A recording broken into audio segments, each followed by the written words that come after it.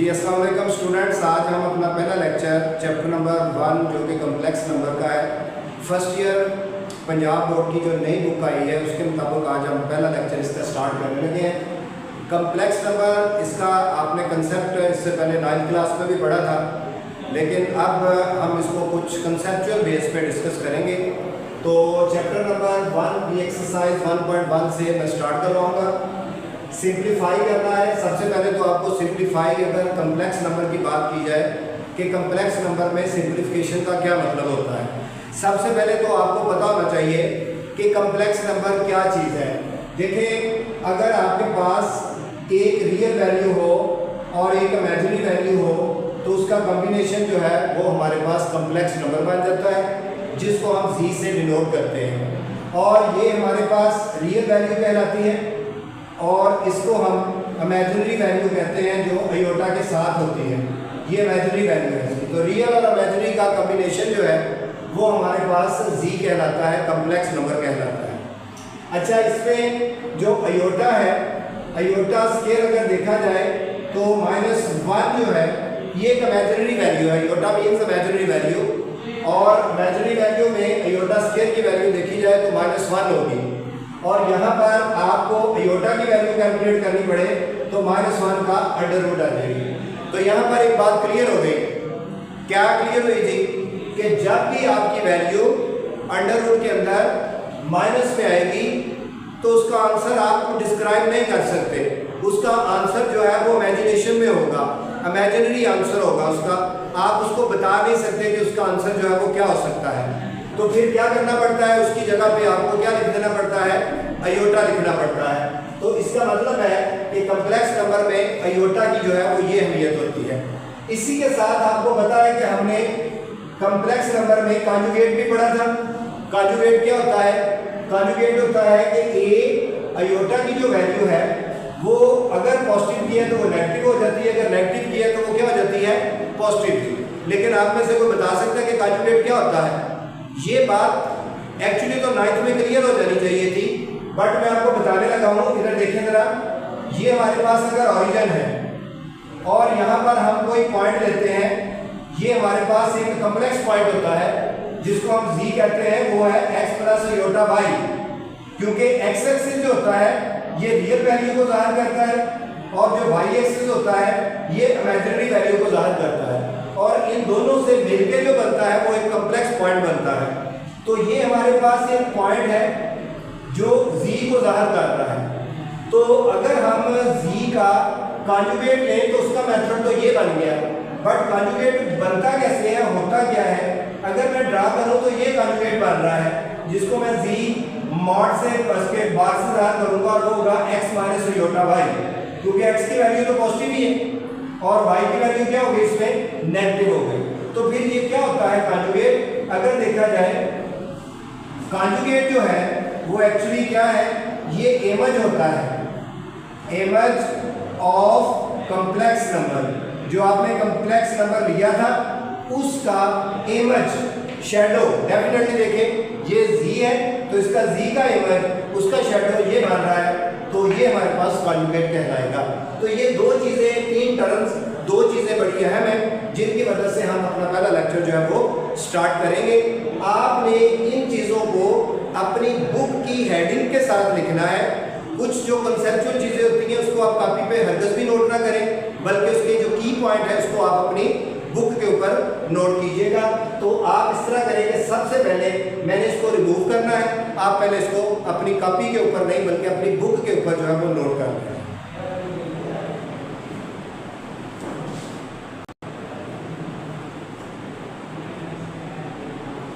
जी बेटा, हम सिंप्लीफिकेशन पे अब आते हैं।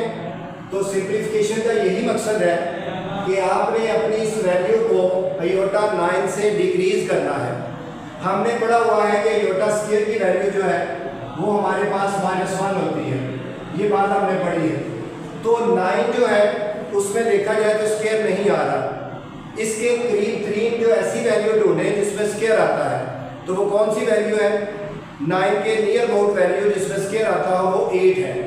तो मैं इसकी पावर को ब्रेक करने लगा हूँ, अयोटा 8 और अयोटा 1। 8 और 1 को मल्टीप्लाई करें तो 9 ही आएगा। आप मुझे बताएंगे अयोटा 8 में स्केयर आता है तो वो मैं स्केयर लिख लेता हूँ, लेकिन उसकी होल पावर क्या बनेगी, 4 पावर बनेगी, और ये क्या आ जाएगा अयोटा। अब आप मुझे बताएंगे अयोटा स्केयर की वैल्यू वो मैंने लिखी है, क्या होती है अयोटा स्केयर की वैल्यू, -1 और ये 4 और ये अयोटा आ गया। अब पावर याद रखिएगा, जब भी किसी नेगेटिव पावर वैल्यू के ऊपर पावर नेगेटिव में इवन पावर आ जाए तो उसके माइनस जो है वो खत्म हो जाती है, और अगर पावर आपकी ऑड आए तो वो माइनस खत्म नहीं होगी। तो क्योंकि ये इवन है तो इवन में माइनस खत्म हो जाएगी, तो ये 1 बचेगा और ये अयोटा, तो इसको मल्टीप्लाई करेंगे तो ये अयोटा हमारे पास आ गया। तो 9 पावर से हमने डिक्रीज करके अयोटा 1 तक ले आए, इट मीन्स कि हमने इसको सिंप्लीफाई कर दिया। अब आगे सेकंड में, सेकंड में अगर देखें तो 17 में भी स्केयर नहीं आता, तो क्या करेंगे, 17 के करीब तरीन कौन सी वैल्यू जिसमें स्केयर आता है बताइए जी, 16। तो ये पावर को ब्रेक करें 16 और ये 1। अब 16 में क्योंकि स्केयर आता है तो इसको इस तरह से लिखेंगे योटा स्केयर और पावर 8 और ये योटा आ गया। अब आप बताएं योटा स्केयर की वैल्यू क्या होती है, वो मैंने लिखी है -1, तो यहाँ पर -1 और इसकी पावर 8 हो गई और ये अयोटा आ जाएगा। क्लियर।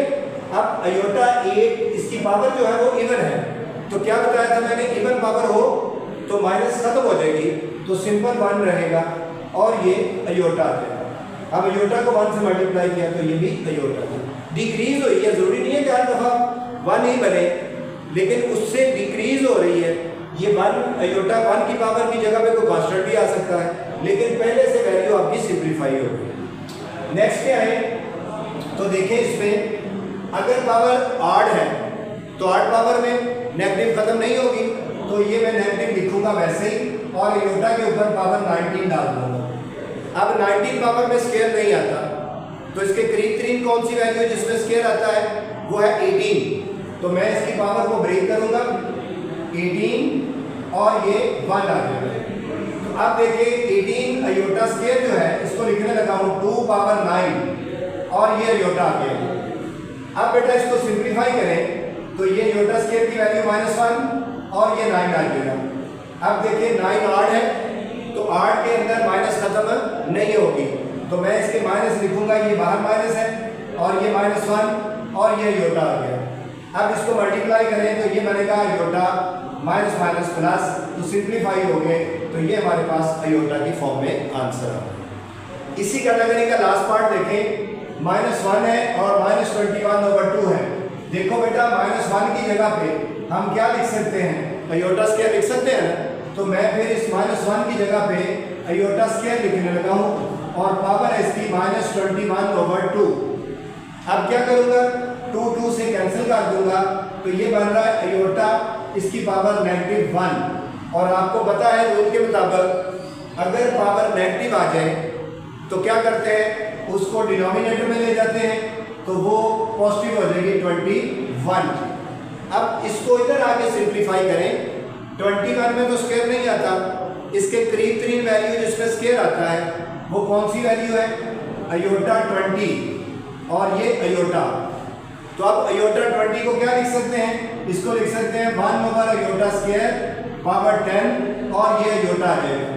अब आपने क्या करना है, अयोटा स्केयर की वैल्यू पुट कर देनी है, वो कितनी है वैल्यू उसकी, -1 और पावर 10 और ये अयोटा आ जाएगा। अब देखें अयोटा 10 है तो माइनस खत्म हो जाएगा इसमें से, क्योंकि इवन है, तो आप क्या करेंगे, इसको आप लिखेंगे 1 अयोटा, सिंपल, क्योंकि ये पॉजिटिव हो चुकी है। अयोटा क्योंकि एक कम्प्लेक्स वैल्यू है और जब भी ये डिवीजन फॉर्म में अकर करती है तो मोर कम्प्लेक्स हो जाती है, तो जब भी ऐसी फॉर्म आ जाए कि अयोटा आपका डिवीजन फॉर्म में है तो आपने उसको रेशनलाइज कर लेना है, अयोटा से ही मल्टीप्लाई करते हैं और अयोटा से ही डिवाइड करते हैं। ये बेटा रूल सिंगल वैल्यू के लिए है, अगर सिंगल वैल्यू हो तो उसी से ही डिवाइड और मल्टीप्लाई करना है, लेकिन अगर डबल वैल्यू होती तो फिर आपने इसके कॉन्जुगेट के साथ डिवाइड और मल्टीप्लाई करना है। समझ आ गई। डबल वैल्यू का मतलब है फर्स्ट वैल्यू ये होता है 2 प्लस अयोटा, तो फिर आपने किससे मल्टीप्लाई करना था, 2 माइनस अयोटा के साथ मल्टीप्लाई करना था और उसी के साथ डिवाइड करना था इसके कॉन्जुगेट के साथ। लेकिन अगर अकेला योटा आ जाएगा तो आपने उसी वैल्यू से डिवाइड और मल्टीप्लाई कर देना है। तो ये क्या होगा, मल्टीप्लाई करके योटा, इसको इससे मल्टीप्लाई करेंगे तो ये योटा स्क्वायर, और योटा स्क्वायर की वैल्यू क्या होती है -1, तो माइनस आप इसके साथ लिख दें तो सिंप्लीफाई होकर ये हमारे पास माइनस का अयोटा आ जाएगा। क्यों जी, क्लियर? Any question? नोट करें इसको फिर जल्दी से।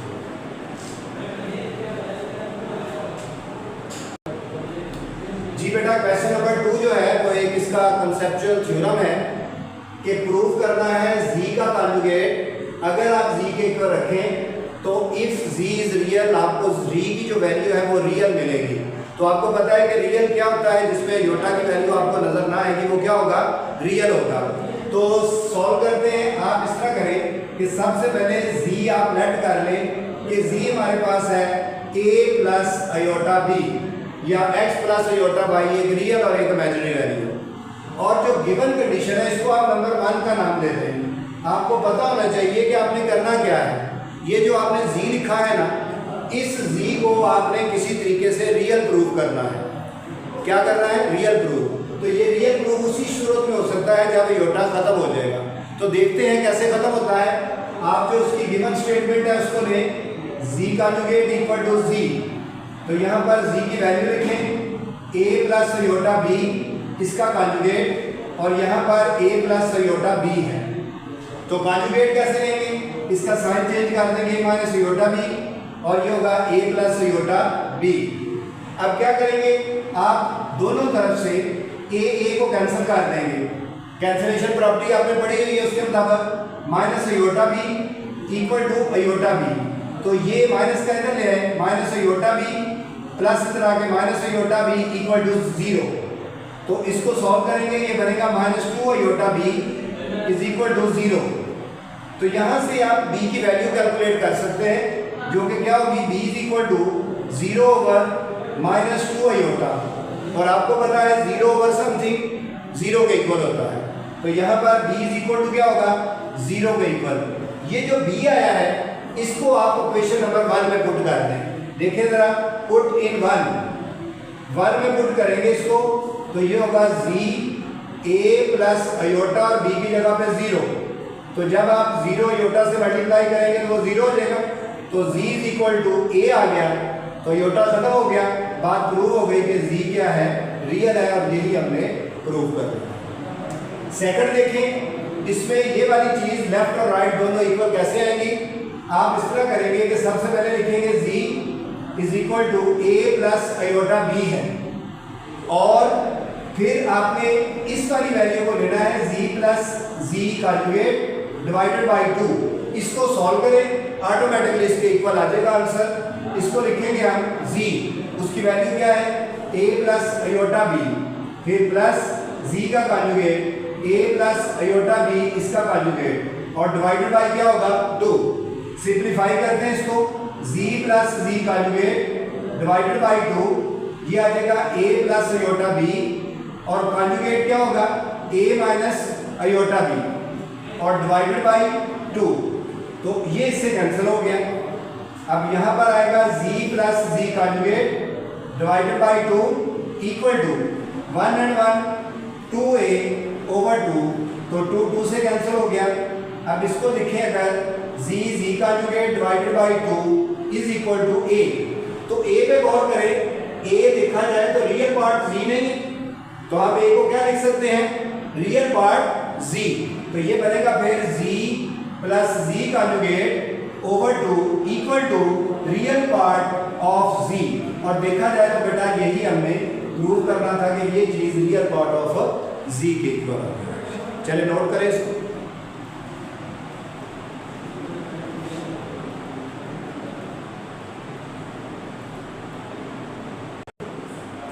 जी बेटा, इसका सेकंड और थर्ड पार्ट भी आपने प्रूव करना है। ये शो करनी है जो स्टेटमेंट दी गई है कि ये अगर सॉल्व करें तो ये आंसर आना चाहिए। तो आप इसके लिए भी क्या करेंगे, पहले z लिखेंगे, x plus iota by a plus iota b, कुछ भी लिख सकते हैं। और यहाँ पर अगर देखें तो ये है z minus z conjugate divided by 2 iota, तो ये बनेगा z की वैल्यू है x प्लस अयोटा बाई, और minus z conjugate x minus iota y आप पहले लिख लें और डिवाइडेड बाई 2 अयोटा है, जो वैल्यू थी उसी के मुताबिक लिख दी। अब इसको सिंप्लीफाई करें, एक्स प्लस अयोटा वाई और माइनस कॉन्जुगेट लेने से एक्स माइनस अयोटा वाई और डिवाइडेड बाई क्या हो जाएगा 2 अयोटा। अब माइनस के साथ इसका साइन चेंज करें, x plus iota y minus x plus iota y और डिवाइडेड बाई क्या हो जाएगा 2 अयोटा। देखा जाए तो ये एक्स एक्स से कैंसिल हो जाएगा और इसको अगर देखें तो ये बनेगा 2 iota y divided by 2 iota, तो 2 अयोटा इससे कट गया तो ये क्या बचेगा वाई, और वाई को अगर देखें तो वाई क्या है, इमेजिनरी पार्ट है z का, तो मैं वाई को लिख सकता हूँ इमेजिनरी पार्ट ऑफ z। तो ये बात प्रूव हो गई जिसको उसने शो करने के लिए कहा था। सेम यही है कि अगर आप किसी z का मॉडुलस का स्क्वायर लेंगे तो वो इसके इक्वल आएगा। तो मैं इसके लिए पहले लेफ्ट हैंड साइड ले लेता हूँ, z इसका मॉडुलस और उसका स्क्वायर। तो पहले आप लेट कर लें z को, z क्या होगा a प्लस अयोटा b, इसमें पुट करें मॉडुलस लेने के लिए a plus iota b, a का स्क्वायर मॉडुलस लेना है आपने इसके मुताबिक, और b का स्क्वायर अयोटा के साथ वाली वैल्यू जो लेनी है और इसका अंडर रूट और ये सारे का स्क्वायर आ जाएगा इस स्टेटमेंट के मुताबिक। पहले मॉडुलस लिया फिर स्क्वायर लिया, और आपको पता है मॉडुलस और स्क्वायर इसका अंडर रूट और स्क्वायर कैंसिल हो जाते हैं, तो ये क्या बचेगा a square plus b square. ये हमारी लेफ्ट हैंड साइड हो गई है। अब हमने क्या करना है, राइट साइड लेनी है, तो राइट साइड लिखेंगे, राइट हैंड साइड में z जो है वो z कॉन्जुगेट से मल्टीप्लाई हो रहा है, तो z की वैल्यू है a प्लस अयोटा b और into a plus iota b का कॉन्जुगेट। तो यहाँ पर लिखें a प्लस अयोटा b और a माइनस अयोटा b, ये कॉन्जुगेट आ रहा है इसका। अब इनको मल्टीप्लाई करें तो वैल्यू सेम और साइन डिफरेंट, तो क्या करेंगे दोनों का अलग अलग स्क्वायर लेंगे और दरमियान में माइनस का साइन आ जाएगा। तो ये अगर सॉल्व करें बेटा तो ये बनेगा हमारे पास a का स्क्वायर माइनस अयोटा का स्क्वायर और b का स्क्वायर, तो a स्क्वायर अयोटा स्क्वायर की वैल्यू -1 प्लस का b स्क्वायर हो जाएगा। और अंडर रूट जो है आपको पता है कि इसके ऊपर है ही नहीं है, तो a स्क्वायर b स्क्वायर अगर देखा जाए तो लेफ्ट हैंड साइड के इक्वल आ गया है, तो दोनों साइडें आपने इसकी प्रूव कर दी, और यही अपने प्रूव करना था कि लेफ्ट जो है वो राइट साइड के इक्वल है।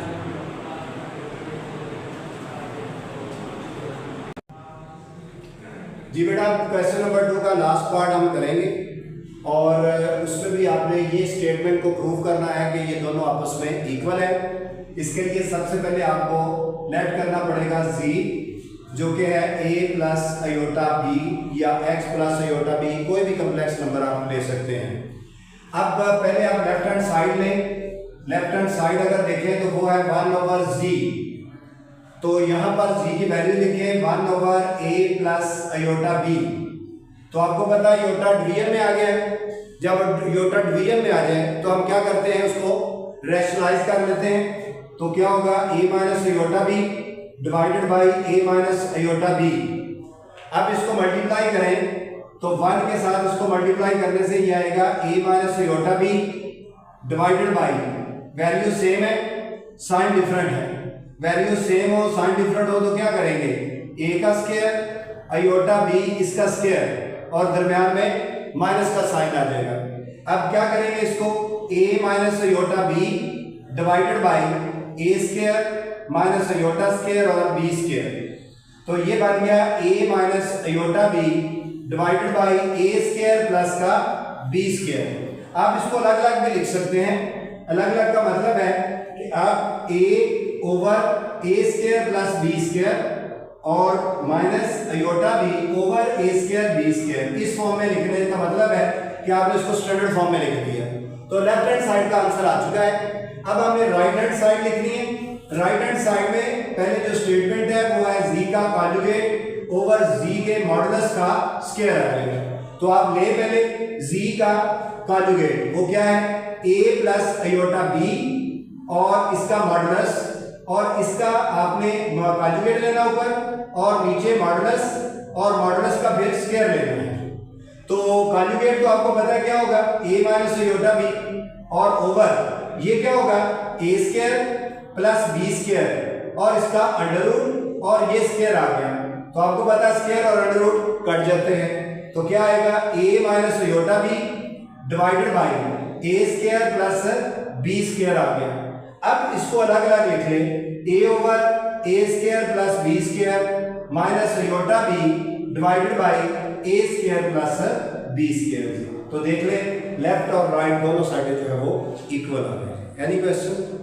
जी बेटा इसको नोट कर लें, आज के लेक्चर का हमारा ये लास्ट क्वेश्चन था। Thank you.